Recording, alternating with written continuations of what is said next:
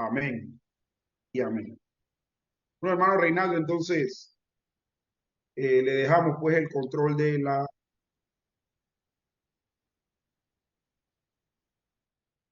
Buenas noches, buenas noches.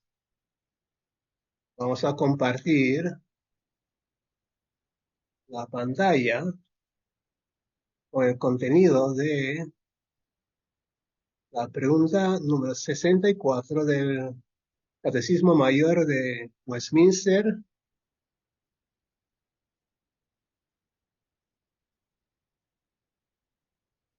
Lo tenemos aquí. Nos dice así la pregunta 64. ¿Qué es la iglesia invisible? ¿Qué es la iglesia invisible? Y la respuesta: la iglesia invisible es el número completo de los elegidos que han sido, son o serán reunidos en uno bajo Cristo, la cabeza. La iglesia invisible es el número completo de los elegidos que han sido, son o serán reunidos en uno bajo Cristo, la cabeza. Debo compartir con ustedes algo que encontré en el sitio de web de Ligonier. Ligonier es el ministerio que dirigió Arces Sproul, hablando de la iglesia invisible y la iglesia visible. Habla de que ese concepto lo inició, la idea la inició San Agustín, en donde Cristo mismo dice que dentro del cuerpo de la iglesia hay algunos en, que son salvos y algunos que no son salvos. O sea que la iglesia es un cuerpo mixto. Quiero leer un poco de ese artículo. Entonces, la iglesia siempre se compone en este mundo de una combinación de trigo y cizaña. Y de hecho, a pesar de que la iglesia está llamada a buscar su pureza, al mismo tiempo, Cristo advirtió a su pueblo contra una forma exagerada de disciplina eclesiástica, que al tratar de erradicar la cizaña podía hacer daño y perjudicar al trigo.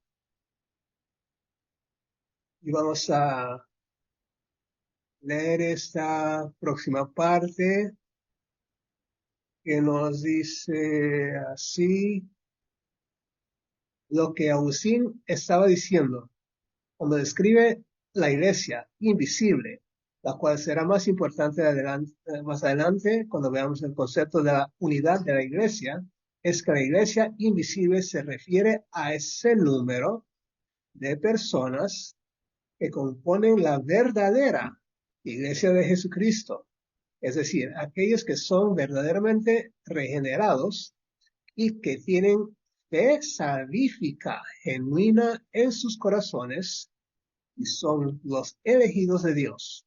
Ellos representan a la iglesia invisible. Pero ¿por qué se le llama invisible cuando son personas reales, con cuerpos reales y tienen visibilidad real? La razón es que se llama invisible es esta: es que las escrituras nos dicen que tenemos la capacidad de discernir la profesión de fe de otras personas en su compromiso con Cristo solo sobre la base de apariencias externas. Asumo que estás diciendo la verdad cuando me dices que eres cristiano, pero lo único que puedo hacer es, pero déjame leer esto otra vez. Tú me dices que eres cristiano, asumo que estás diciendo la verdad, pero lo único que no puedo hacer es leer tu corazón. El estado real de tu alma está más allá de la capacidad de mi visión para poder ver. Tu alma es invisible para mí, pero lo que es invisible para nosotros es claramente visible para Dios. Vamos a tomar el tema de el catecismo y vamos a leer los pasajes de la Biblia que apoyan, primeramente, que la iglesia invisible consiste en todos los elegidos de Dios, incluyendo a otras personas verdaderamente salvas del pasado, presente y futuro. Me ayuda, hermano, con Efesios 1. Efesios 1. El catecismo nos pide que leamos Efesios 1:10 y después Efesios 1:22 al 23. Primero, Efesios 1:10. Sí, dice de reunir todas las cosas en Cristo en la dispensación del cumplimiento de los tiempos, así las que están en los cielos como las que están en la tierra. Y también Efesios 1:22 al 23. Y sometió todas las cosas bajo sus pies y lo dio por cabeza sobre todas las cosas a la iglesia, la cual es su cuerpo, la plenitud de aquel que todo lo llena en todo. Amén, amén. Se dice que Cristo es la cabeza de la iglesia y los creyentes son el cuerpo de la iglesia. Vamos a leer ahora en Hechos 18, versículos 9 al 10, que habla de las personas elegidas que aún no han venido a Cristo, forman parte de la iglesia invisible, los que todavía no han venido a Cristo. Me ayuda con Hechos, perdón, ok, estoy andando muy rápido. Todavía con la idea anterior. Vamos a leer en Juan, capítulo 10, versículo 16. Juan 10:16. Me ayuda a leer el pasaje. También tengo otras ovejas que no son de este redil, aquellas también debo traer, y oirán mi voz, y habrá un rebaño y un pastor. Amén. En Efesios 1 habla de el cuerpo de la iglesia, los que estamos en el presente. En Juan 10:16 habla de miembros futuros, aquellos que todavía oirán la voz del pastor y habrá un rebaño y un pastor. Vamos a leer también en Juan 11, Juan 11, versículo 52. Esa es la palabra que dijo el sumo sacerdote en cuanto a que Jesús, ah, como el que había de unir al pueblo de Dios. Me ayuda con Juan 11:52. Dice, y no solamente por la nación, sino también para congregar en uno a los hijos de Dios que estaban dispersos. Déjeme colocar también aquí el contexto. El contexto. Era el complot para vender a Jesús desde el versículo 49.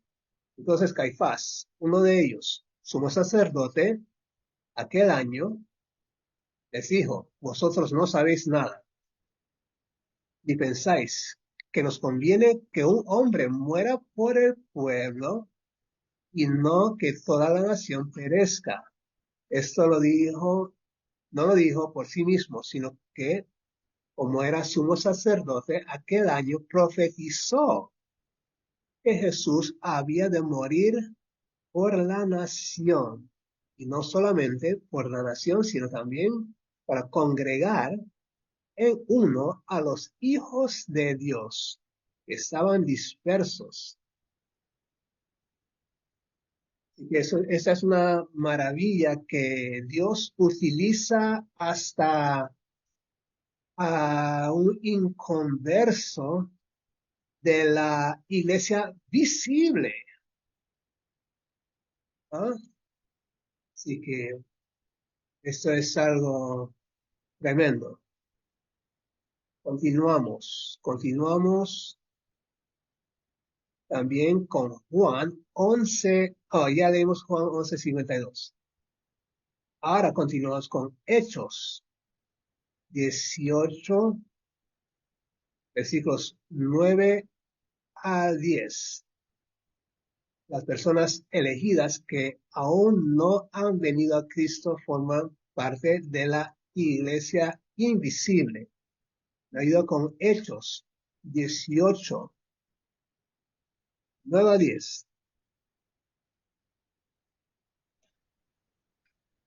Entonces el Señor dijo a Pablo en visión de noche: no temas, sino habla, y no calles, porque yo estoy contigo, y ninguno pondrá sobre ti la mano para hacerte mal, porque yo tengo mucho pueblo en esta ciudad. Amén. El Señor le dice al apóstol Pablo que todavía hay pueblo que todavía no se ha unido a la iglesia, pero sí están presentes en la ciudad y que son parte de una parte futura de la congregación de la iglesia. Continuamos con Juan 17:20, que nos cuenta que Cristo, en su oración sumo sacerdotal, intercedió por aquellos que creerían en él en el futuro, así reconociéndolos como parte de la iglesia invisible. Me ayuda con Juan 17:20, en donde el Señor ora por los creyentes del futuro. Mas no ruego solamente por estos, sino también por los que han de creer en mí por la palabra de ellos. Bien, amén. Cristo tenía los apóstoles, los 12 discípulos con él, y los discípulos de los discípulos hasta nosotros. Cristo está orando por todos, todos los creyentes, todos los creyentes que tienen fe salvadora verdadera.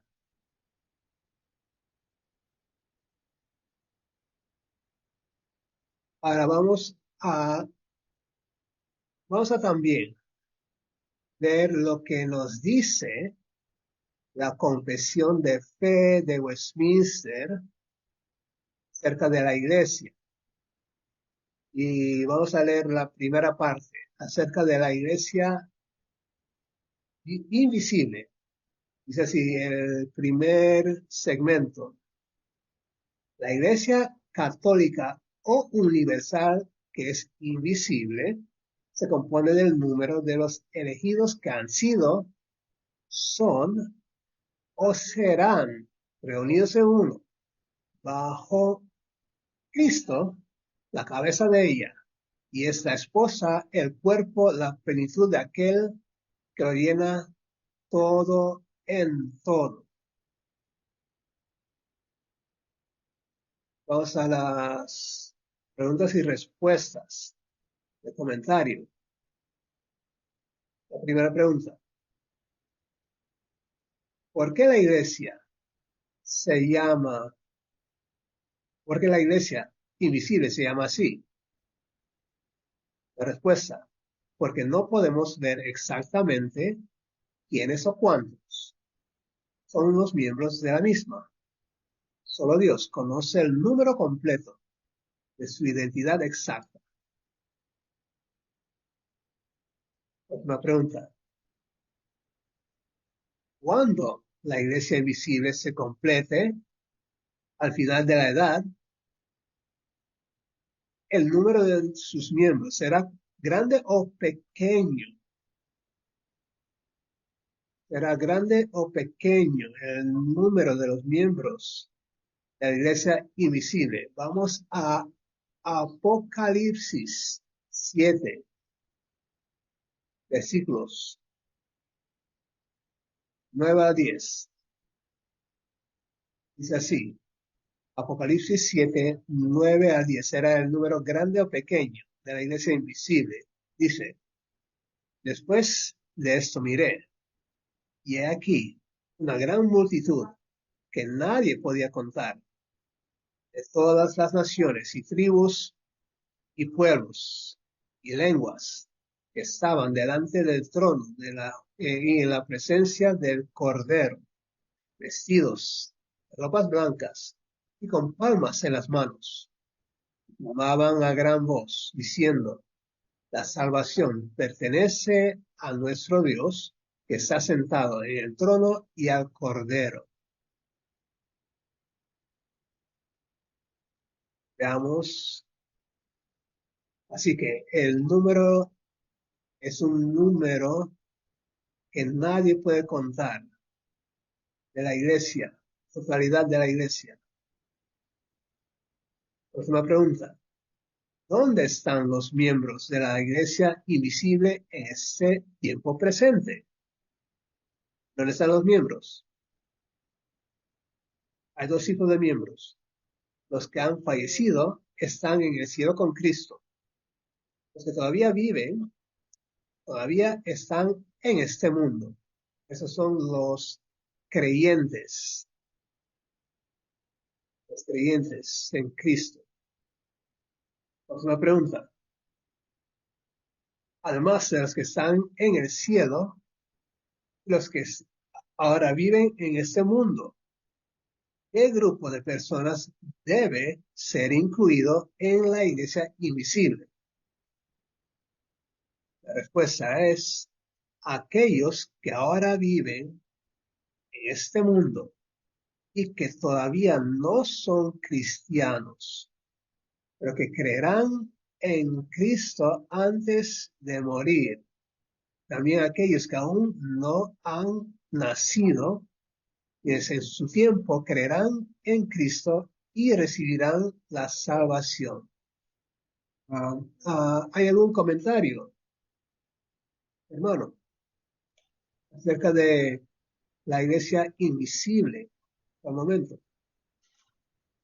Bueno, hermano, es solamente reconocer pues estas dos formas llamar a la iglesia visible, la iglesia invisible, y que la iglesia invisible, hermanos, está compuesta por personas que ya sea que estén vivas o hayan fallecido, son verdaderos creyentes. Es decir, Dios operó en su ser la salvación pues los libró de la condenación del pecado.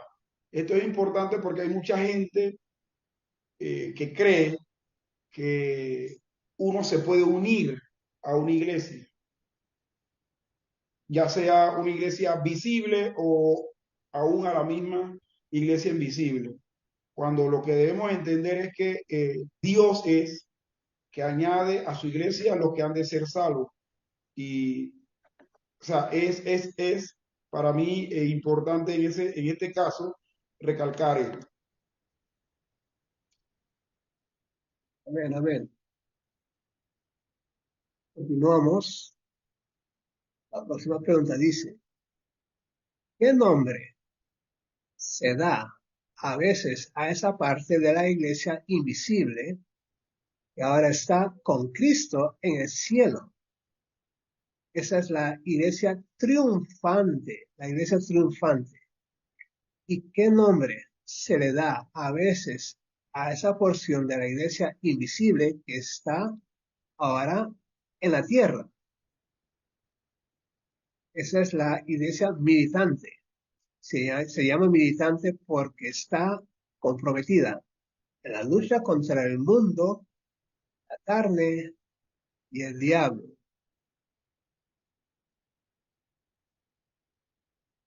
Un comentario acerca de la iglesia triunfante y de la iglesia militante. No solamente, hermanos, decir y reaccionar que esto es interesante, ¿no? Y que no es algo que se está inventando, sino que es precisamente lo que la Biblia nos dice. La iglesia que está en el cielo ahorita, durmiendo en el Señor, es iglesia triunfante, hermano. Es como Pablo cuando decía que él quisiera todavía permanecer con los hermanos para dar testimonio, etcétera. Sin embargo, él anhelaba de todo corazón estar en la presencia del Señor, es decir, estar en esta facción de la iglesia invisible que es la iglesia triunfante. Y son los miembros que están ya viviendo en la gloria con Dios.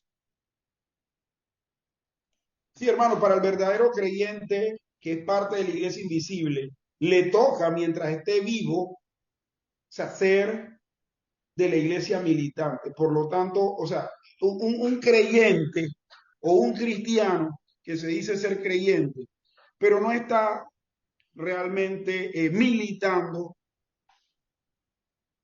O sea, yo creo que ahí hay que poner en duda realmente su profesión de fe o su haber creído en Cristo. De hecho, el apóstol Pablo, usando esta palabra militante, él decía que los que militan no se enredan en los negocios de la vida con tal de agradar a su Señor. Es decir, el cristiano de la iglesia militante, el cristiano de la iglesia invisible, que está militante porque está con vida en el mundo, debe ser una persona que no se enreda en los negocios de la vida, sino que está de manera permanente tratando y viviendo para agradar al Señor.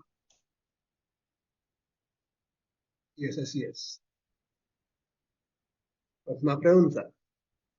¿Son los santos del Antiguo Testamento que murieron en la fe desde Abel hasta el tiempo de Cristo, miembros de la iglesia invisible? ¿Sí o no? Sí lo son.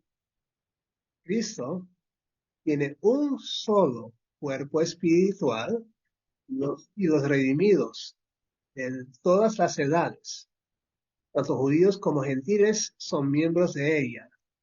El creyente del Antiguo Testamento tenía la mirada en el Mesías futuro. Estaba esperando la venida del Mesías.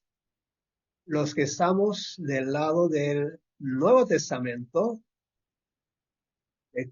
de la crucifixión en adelante,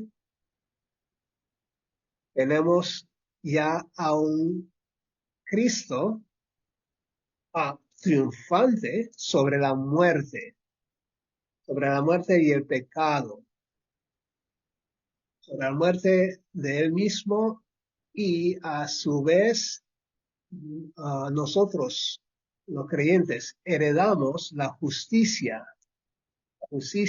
de Cristo, para que podamos estar con Él eternamente, ya que nuestros pecados son perdonados en el nombre de Jesucristo.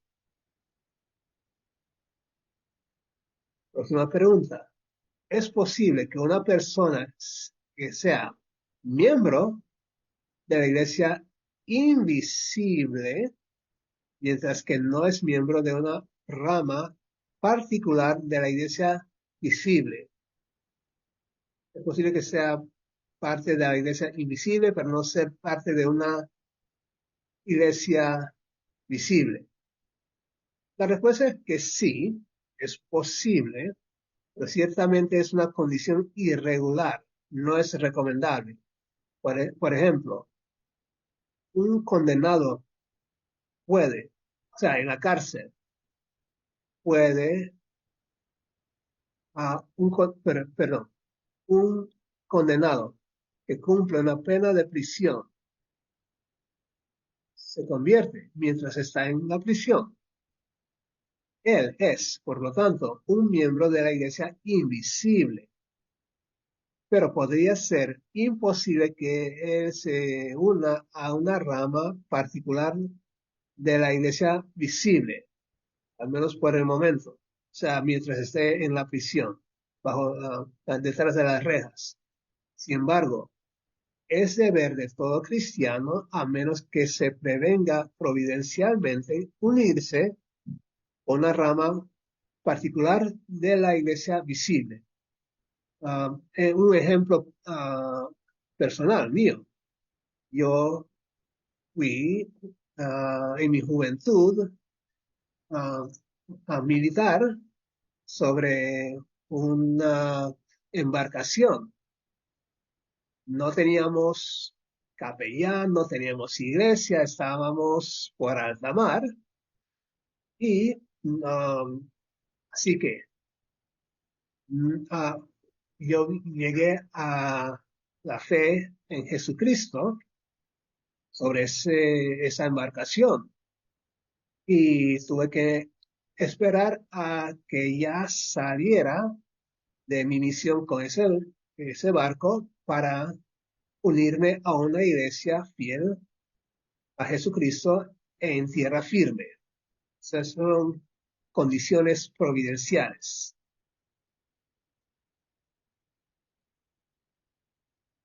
Una pregunta. ¿Es posible que una persona sea miembro de la iglesia visible sin ser miembro de la iglesia invisible? La respuesta es que sí.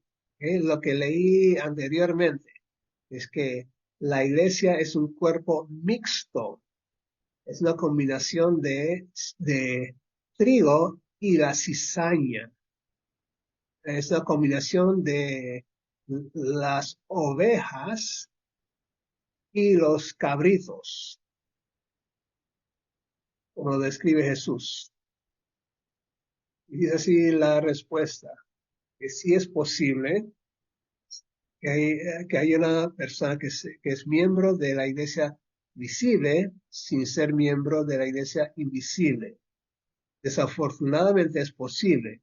Y de hecho, deplorable es que ha habido muchos tales, aunque solamente Dios sabe infaliblemente quiénes son.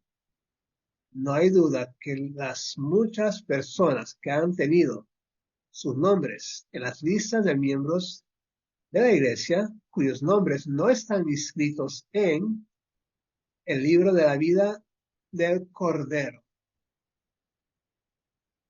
Hermano, y esto sucede porque ahora no sé a quién echarle la culpa, si a nosotros mismos los cristianos por nuestra mala gestión evangelística, y cuando digo mala, no estoy refiriéndome a un método, sino más bien a la actitud. O sea, una mala gestión evangelística y entonces Muchas personas eh, son invitadas a la iglesia como que se invita a un club.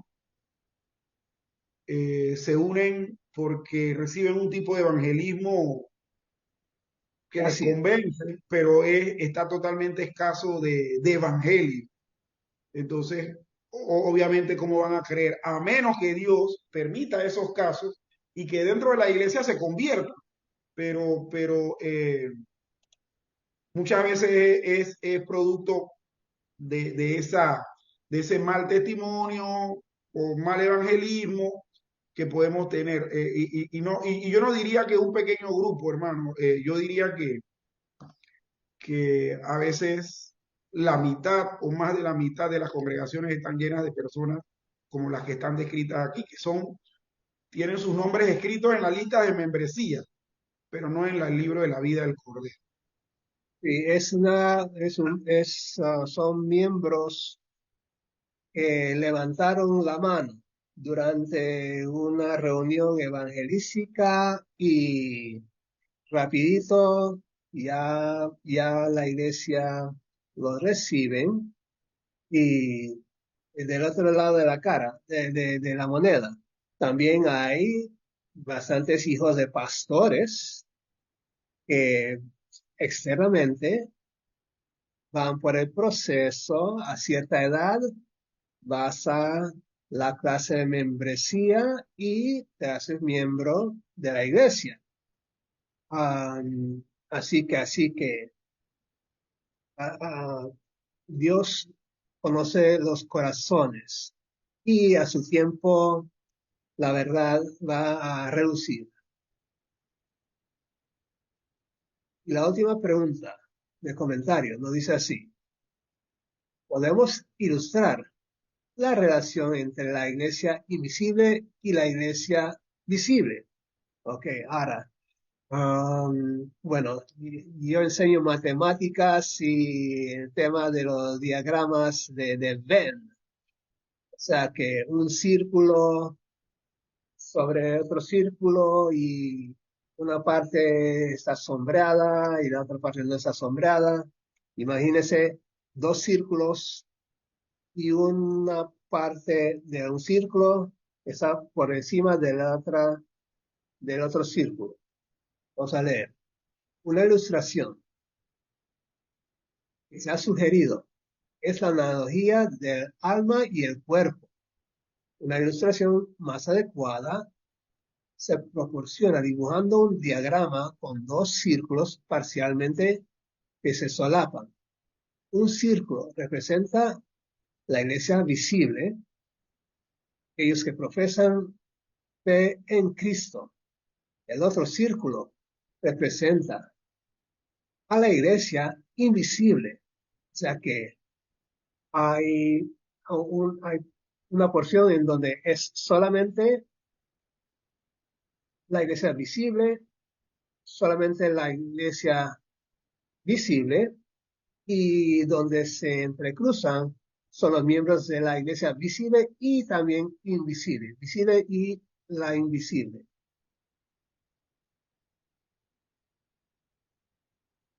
Aquellos que son realmente redimidos y verdaderamente unidos con Cristo.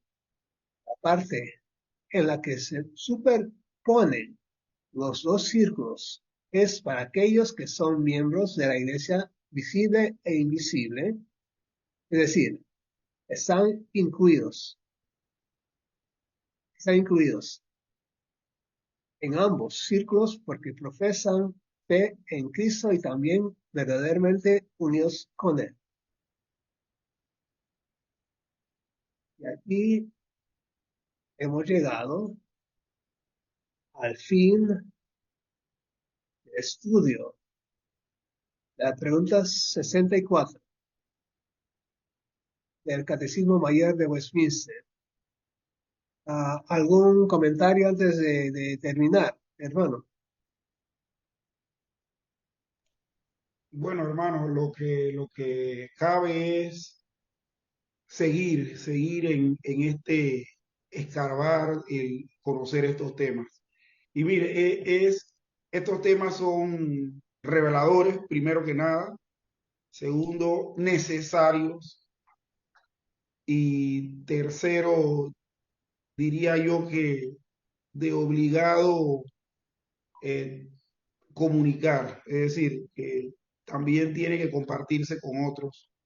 ¿Por qué? Porque pienso yo, hermano, y es lo que aprecio en base a la experiencia que tengo, que dentro de la iglesia del Señor, de la institución, propiamente como iglesia, hay ahorita más personas, en la parte visible, hay más personas eh, no nacidas de nuevo que nacidas de nuevo.